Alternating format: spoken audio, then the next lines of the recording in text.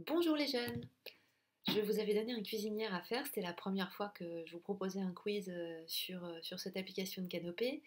Vous avez été relativement nombreux à me répondre, je suis contente. Certains d'entre vous ne m'ont pas envoyé leur réponse et maintenant c'est trop tard parce que c'était jusqu'à 18 h. Donc j'espère que la prochaine fois vous pourrez me l'envoyer. Je suis particulièrement contente d'avoir quelques élèves en fait qui me l'ont envoyé alors que je ne les ai pas encore croisés sur la classe en ligne. Ça veut dire que vous suivez sur Pronote, que vous pouvez continuer à travailler et donc je suis ravie d'avoir eu de vos nouvelles. On va le corriger ensemble. Alors, 6 x 7, 42. 18, vous m'avez proposé 1 x 18, 2 x 9, 3 x 6. Voilà. Donc moi je vais mettre 1 x 18, mais enfin tout était, dans ces propositions-là, tout était bon. Le quart de 44, 44 c'est 4 x 11, donc un quart de 44 c'est le résultat de la division de 44 par 4, ça fait 11. Alors, sur la question 4, j'ai eu pas mal d'erreurs. Je veux soustraire 1401 à 3000. On en a fait des exercices comme ça là dans la semaine qui vient de s'écouler sur une de nos fiches avec les compléments à 10, 100, 1000. Ici en fait, moi je verrai les choses de la façon suivante. Je cherche combien il me faut pour aller de 1401 à 3000. Il me faut déjà 9 unités pour atteindre 1410. Il me faut 9 dizaines pour atteindre 1500. Il me faut 5 centaines pour atteindre 2000. Et donc ça me donne 1599. Donc là, quand il y a eu des erreurs, c'est des erreurs de retenue. En général, c'était des erreurs de retenue des centaines vers les milliers. 5 décilitres. Décilitres, déci c'est 10. Donc ici, décilitres, c'est l'unité qui suit le litre avec un facteur de 10, qui suit, si vous voulez, dans le tableau vers la droite. On va bientôt voir ça, les conversions, justement, on va y travailler cette semaine en principe. Donc 5 décilitres, ça nous donne 5 litres. 2 jours et 4 heures. Alors là, j'ai eu assez peu d'erreurs. Quand j'ai eu des erreurs, en fait, si ça donnait 52 heures, c'est que vous avez calculé 1 jour et 4 heures. Dans ce cas-là, vous m'avez dit 28. Ici, il s'agit d'effectuer 2 fois 24 plus 4. Donc 48 plus 4, 52. Alors, cette question-là, ça n'a pas été bien du tout. On sait que pi est environ égal à, donc là je vous ai mis 3,141,5,9,6, et puis on sait que ça ne s'arrête pas là puisque pi ne possède pas d'écriture décimale. Je vous demandais l'arrondi au millième près. Au millième, ça signifie que je veux garder 3 chiffres après la virgule, puisque 3 est le chiffre des unités, 1 celui des dixièmes, 4 celui des centièmes, et le 1 suivant celui des millièmes. Là, ce serait ce qu'on appelle une troncature, c'est-à-dire j'ai coupé. Ça pourrait aussi être l'arrondi. Ici, en fait, qu'est-ce que j'ai? J'ai que 3,141,5,9,2,6 est supérieur à 3,141. Ça, je pense que vous êtes d'accord, puisque j'ai bien 3,141, mais j'ai un petit reliquat en plus là. Et à quoi va-t-il être inférieur si je veux être au millième? À 3,142. Donc toute la question est de savoir, est-ce que je suis plus près de 3,141 ou de 3,142? Pour ça, pardon, voilà, je vais indiquer le chiffre des 10 millièmes.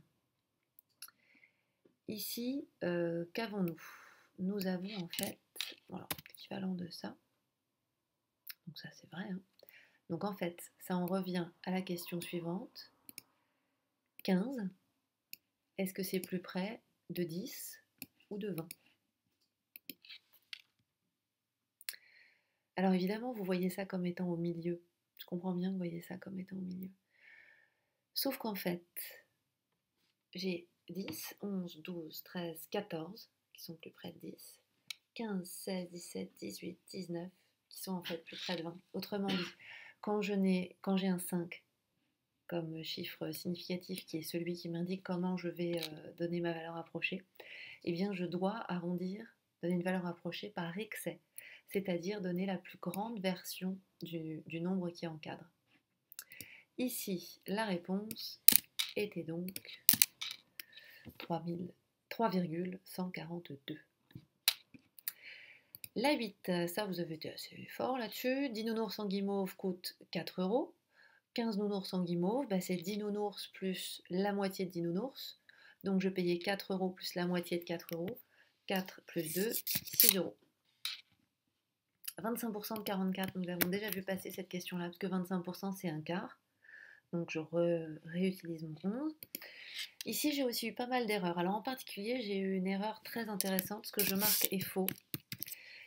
Plusieurs élèves ont répondu 7,10. J'ai trouvé ça très intéressant parce que quand vous répondez ça, en fait, vous laissez de côté les unités, vous vous dites qu'après 9, il y a 10.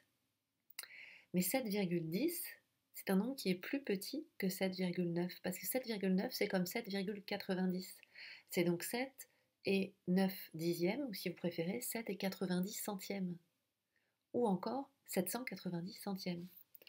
Si je prends mon fameux glisse-nombre, que j'écris dessus 7,9 et j'écris le 0 qui vient après, j'obtiens bien 790 centièmes. Donc en fait là, je me trouve entre 790 centièmes et 800 centièmes, puisque 8 c'est 8,00, donc c'est 800 centièmes. Alors là, vous aviez le choix, hein. La plupart d'entre vous avaient répondu 7,91, 7,95 ou 7,99. C'est-à-dire que vous avez pris soit le premier nombre au centième plus grand que 7,9, soit celui qui vous a semblé à nouveau au milieu, soit le dernier. Vous auriez aussi pu, par exemple, écrire des choses comme ça. Voilà. Mais bon, je suis d'accord avec vous, hein, par exemple, 7,92, ça marche. Quel est le nombre le plus petit?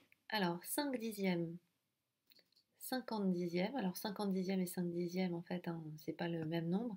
50 dixièmes, ça revient au nombre 5. 5 dixièmes ou 5 centièmes? Bon, bah, c'est 5 centièmes le plus petit. Là, en général, c'était bien. Que vaut 0,25 heures? Comment énerver Madame Lomé en 2 minutes? En lui envoyant un quart des copies à peu près, dans lesquelles vous me dites que 0,25 heures, ça fait 25 minutes. J'ai l'impression d'être un perroquet. Depuis le début de l'année, je vous dis que dans une heure, il y a 60 minutes. D'ailleurs, maintenant, quand je vous le demande, ça vous me dit tous 60 minutes. Alors maintenant, 0,25 heures, c'est quoi? C'est 25% d'une heure, ou encore un quart d'une heure. Et un quart d'heure, ça fait pas 25 minutes, ça fait 15 minutes. Parce que 60 divisé par 2, c'est 30. 30 divisé par 2, c'est 15. C'est la moitié de la moitié, puisque c'est le quart. Donc ici, nous avons 15 minutes. Alors je pense que c'est surtout une étourderie, un réflexe en fait. Le 0,25 heures, vous mettez 25 minutes. Mais essayez de bien faire attention. C'est vrai qu'on a l'habitude de travailler en système décimal et que nos conversions, on les fait généralement de 10 en 10. Attention, sur les unités de temps, ça n'est pas la même chose. Là aussi, j'ai eu beaucoup d'erreurs pour la même raison. Vous m'avez dit 10 km par heure, bien souvent. Alors, je parcours 1 km en 10 minutes. Je veux savoir combien je vais parcourir en 1 heure. 1 heure, ça n'est toujours pas 100 minutes. 1 heure, c'est toujours 60 minutes. Donc, si je fais 1 km en 10 minutes, combien est-ce que je vais faire en 60 minutes? 6 fois plus. C'est proportionnel, à supposer que ma vitesse soit constante, évidemment. Donc ici, c'est 6 km par heure. Le périmètre d'un triangle équilatéral de côté 7 cm, vous m'avez en général dit 21 cm. Vous avez raison, j'aimerais bien que vous marquiez les unités d'ailleurs. Parce que le périmètre, c'est la mesure du contour, donc la somme des mesures des côtés. Alors ici, quand il y a eu des erreurs, c'était des étourderies. En fait, ici, vous avez un cube. Dans le cube, j'ai 1000 unités. Il n'y a pas de centaines. Parce que les centaines, vous vous souvenez, sont représentées par des plaques. Une centaine, c'est 10 sur 10. Nous avons 3 barres, donc 3 dizaines, et 3 unités. Donc ici, c'était 1033. Excusez-moi, il y a mon chat qui passe et il n'est pas très zen, mon chat. La question 16. Je veux le résultat le plus proche de 490 fois 99. 490, c'est presque 500. 99, c'est presque 100. Donc 490 fois 99, c'est presque 500 centaines. 500 centaines. Oh tiens, allez hop, vite nombre. 500 centaines. Donc 500 centaines, pouf, pouf, unité, 50 000. Hop. Que valent 10% de 60 euros? Alors 10% de 60 euros, pour calculer 10%, on a dit qu'on divisait par 10, bravo. Donc je divise 60 par 10. 60 c'est 6 dizaines, 6 dizaines divisé par 10 c'est 6 unités. Essayez de me marquer l'unité d'ailleurs, de mesure. Ici nous avions 23 et non 18, comme certains d'entre vous me l'ont dit, parce que nous allons de 5 en 5. Vous voyez que de 28 à 33 il y a 5 unités, de 33 à 38 il y a 5 unités, donc ce qu'on cherche c'est 5 avant. Alors, le 19, ça aussi on va en parler, demain on va en parler un petit peu pendant notre cours de celui-là et puis des questions d'unité de temps, parce que je suppose que vous ne pourrez pas tous voir la vidéo. Alors, 11 cinquièmes. La question en fait, c'est dans 11 cinquièmes, il y a combien d'unités pleines, d'unités entières? Une unité, c'est 5 cinquièmes. D'accord? Quand vous avez une unité, vous séparez en 5, il y a 5 cinquièmes. Donc, 1, c'est 5 cinquièmes. 2, c'est 5 cinquièmes plus 5 cinquièmes. Je vous rappelle, ça ne fait pas 10 dixièmes, ça. Hein. Ça fait 10 cinquièmes. Ok? On a vu ça ensemble. Souvenez-vous de l'activité Lego. Moi, j'ai 11 cinquièmes. Si j'ajoute encore 5 cinquièmes, je suis à 3, ça fait 15 cinquièmes. Donc, 2, c'est 10 cinquièmes. 3, c'est 15 cinquièmes. Et ben voilà. Ce nombre est compris entre 2 et 3. Cela dit, si là vous aviez marqué, d'ailleurs il y en a qui l'ont fait, 10 cinquièmes et ici 15 cinquièmes, ça aurait été juste. Hein, parce que ce sont des entiers. Ils sont écrits sous forme fractionnaire, pardon, mais ce sont des entiers. L'écriture décimale de 2 unités, 0 dixième, 3 centièmes et 7 millièmes. Alors ici, vous aviez deux possibilités. Soit vous vous placez en centimètres. Dans ce cas-là, vous allez avoir 15 cm plus 30 cm. Que centimètres, c'est des centièmes de mètre. Décimètres, c'est des dixièmes de mètre. Donc ça vous donnait 45 cm. Ou alors, si vous préférez, vous convertissez 3 décimètres. Non, c'est pas ça que je veux dire. Ou alors, vous convertissez 15 cm en décimètres. Donc, en général, vous ne l'avez pas fait parce que vous avez trouvé ça plus désagréable. Et d'ailleurs, je suis assez d'accord avec vous. Et dans ce cas-là, ça vous donne 4,5, oh, je vais y arriver, décimètres. Et c'est la même chose puisque 45 cm, c'est pareil que 4,5 décimètres. Ici, nous avions un joli complément à 100. 5 crayons identiques coûtent 12 euros. Pardon, 15 crayons identiques coûtent 12 euros. Combien coûte 5 crayons? Pour passer de 15 à 5, je divise par 3. Autrement dit, là, en fait, je cherche le tiers. Je vais donc diviser 12 par 3. Ça va me donner 4 euros. 43 fois 20, ça c'était bien ce que vous avez fait là-dessus. 20, c'est 2 dizaines. Donc 43 fois 2, c'est 86. Ça va donc me faire 86 dizaines. 86 dizaines, ça fait 860 unités. 4 fois 75, je vous rappelle que pour multiplier par 4, on fait le double du double. 75 fois 2, vous devez savoir par cœur que ça fait 150. Et 150 fois 2, ça fait 300. Là, j'ai eu très peu de bonnes réponses, enfin de réponses complètes. Est-ce qu'un carré est un rectangle? Je vous rappelle que une figure géométrique est un rectangle. Si à la question « As-tu 3 angles droits ?» elle répond « Oui ». Si je demande au carré s'il a 3 angles droits, il me répond « Oui ». J'ai même plus, mais je m'en fiche de ce qu'il a en plus. Donc ici, c'est vrai. À la question « Es-tu un carré ?» il faut pouvoir répondre « J'ai 3 angles droits et 4 côtés égaux. Je suis un rectangle régulier. » Ici, est-ce qu'un losange est un carré? Eh bien non, parce qu'un losange n'a pas forcément d'angle droit. Un rectangle est-il un trapèze? Alors, je suis un trapèze si je peux dire que j'ai deux côtés opposés parallèles. Juste ça, deux côtés opposés parallèles. Au moins ça. Est-ce qu'un rectangle a deux côtés opposés parallèles? Ben oui, doublement même. Donc oui, c'est une espèce de double trapèze. C'est-à-dire en fait de parallélogramme d'ailleurs.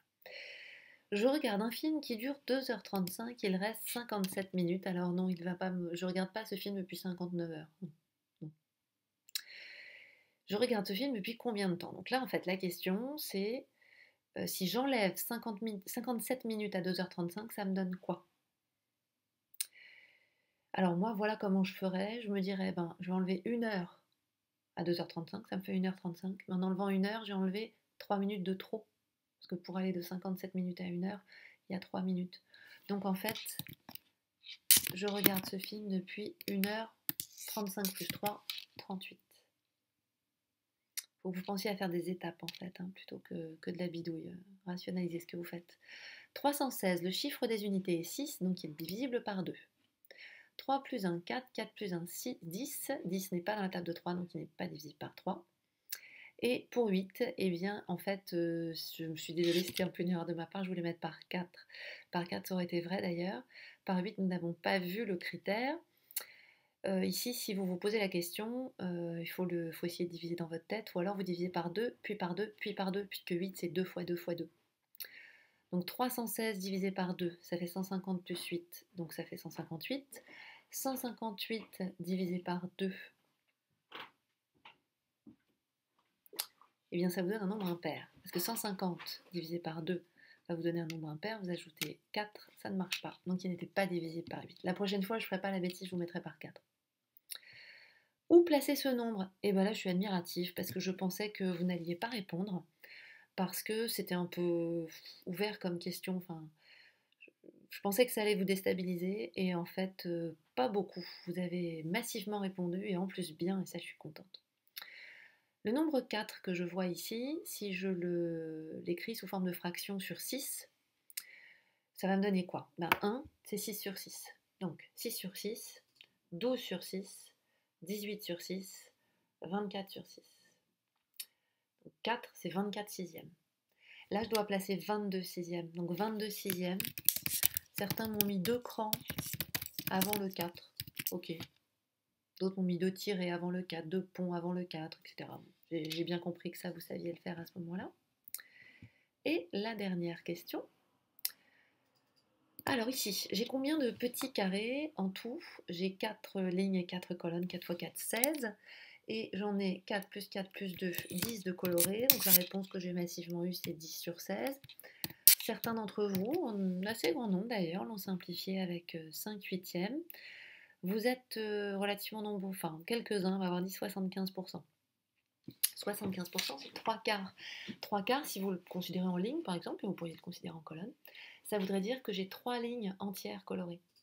Et ici, j'ai pas 3 lignes entières colorées. Voilà, alors je vous félicite hein, parce que j'ai obtenu donc beaucoup de réponses, même si j'espère que j'en aurai plus la fois prochaine. Et surtout, j'ai obtenu de très bons scores, puisque d'ailleurs, quand je regarde vos scores, eh bien, personne n'a eu moins de la moyenne, n'a eu moins de la moitié des questions, et beaucoup d'entre vous avaient des médailles, en particulier des médailles d'argent. Donc je suis contente. Voilà. Vous aurez demain un nouveau cuisinière sur la symétrie axiale. Ce ne sera pas un entraînement de la course au nombre. Je vous le donnerai à faire d'ici à vendredi, je pense, pour que vous ayez le temps. Et vendredi, je vous donnerai un nouvel entraînement de la course au nombre pour le week-end. Vous en avez de la chance quand même, hein.